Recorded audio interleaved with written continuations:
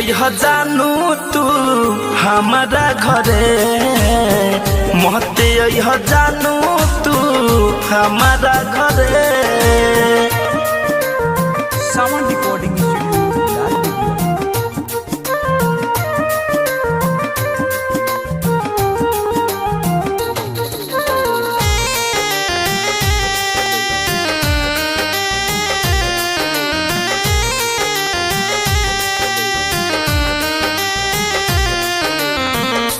के वाला पी के पकारा गइल बाटे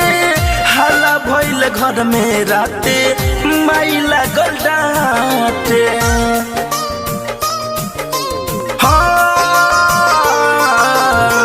पर के वाला पी के पकारा गइल बाटे हला भइल घर में राते माइला गलडाटे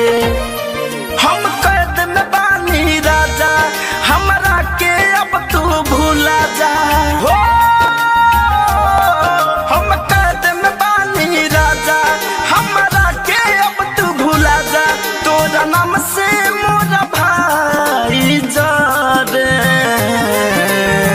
महते आई सोना तू हमारा घरे महते आई राजा तू हमारा घरे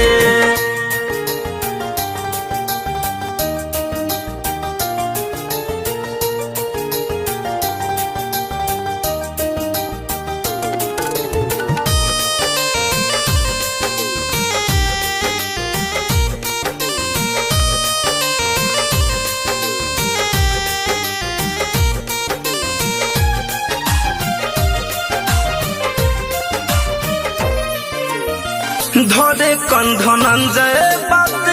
सुन महेश हो लगता कि अब तुझसे होई ना मिलन हो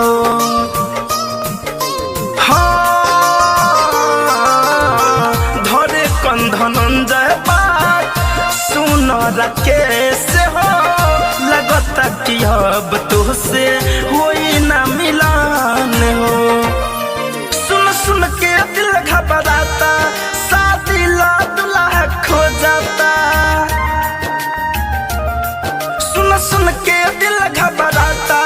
शादी ला दुल्हा खो जाता सारा घर के लोग जुलुम करे महते यह जानू तू हमारा घरे महते यह सुना तू हमारा